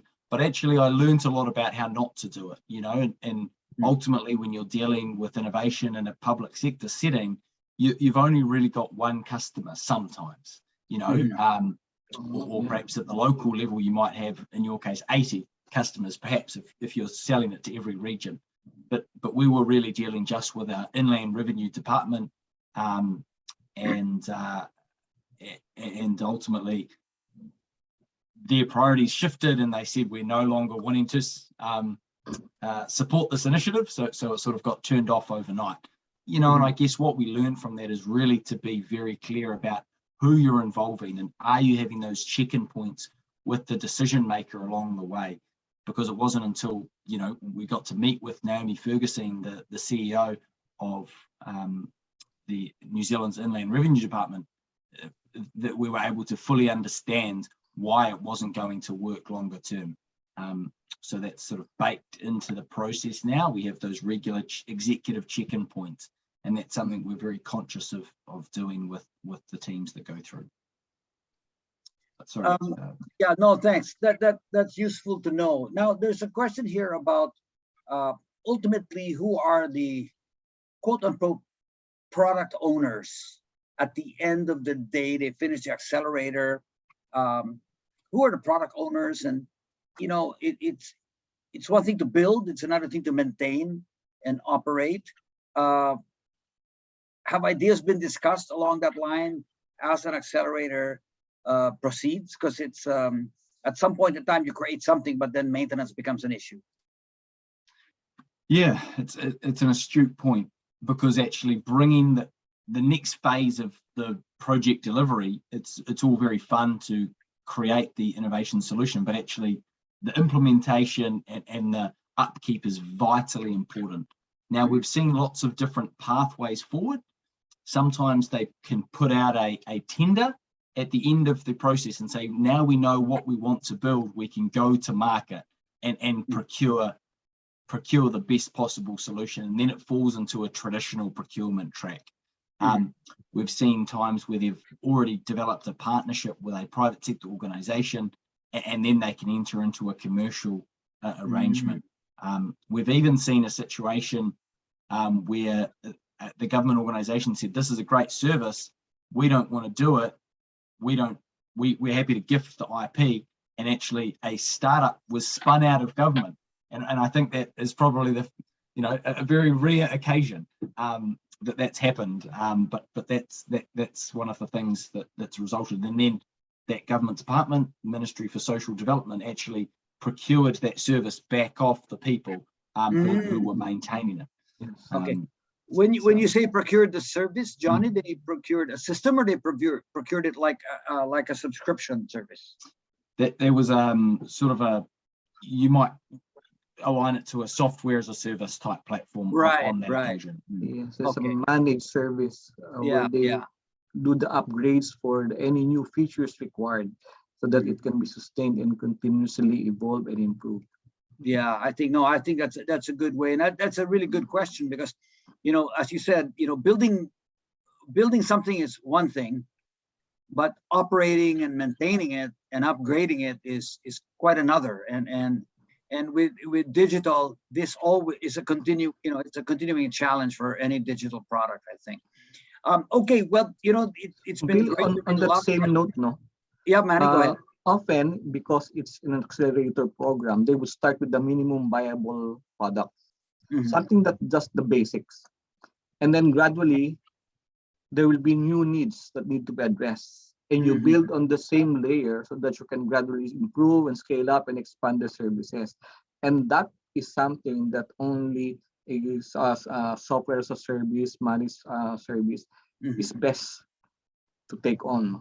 If it's going to be with a local government agent or maybe the business permitting office of a local government union, you know that what's going to happen is it will be bogged down with all of the rest of the bureaucratic procedure for doing that, the tenors and the rest, and cannot be that agile.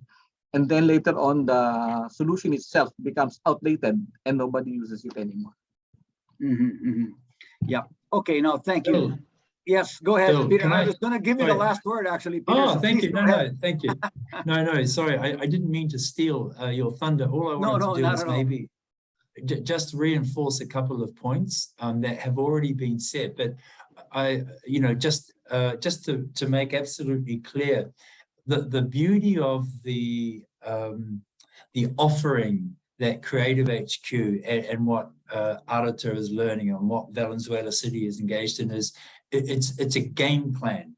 It's like having a master basketball coach come into the Gilas Filipinas team, and he's reviewing their current game plans and their training schedules, sitting down with the team and their coaches, and they work up another way to improve their performance. But it's just a game plan, and then they have to actually implement the game plan to improve the performance, and that's not what we're offering. We're offering the game plan, but clearly it has to link to how would you put that into practice, and that's where everything that Manny and Yusek Perez and Johnny has said is having those advisors or private sector people to make sure that whatever game plan comes up actually can be real and can be implemented. And so there's that little pivot point, but the process, as I understand it, makes sure that you can get the inputs from the people that are probably going to be part of the implementation in some way. But I just wanted to make it very clear that it's the game plan that you get from this, but you need the game plan to improve your performance. You can't have it without. So that was just one point I wanted to make. And lastly, there was a question around how long is the innovation program? I just wanted to check with Johnny. How many, do you know, Johnny, how many months it is? It's like 9 months, isn't it? You said, Perez, it's not 3 months. It's quite a longer program.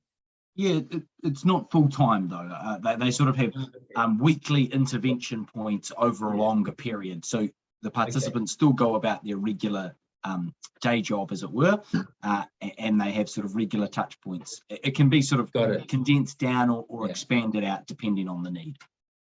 Okay, and then lastly, very important point is, okay, this is great. How much does it all cost?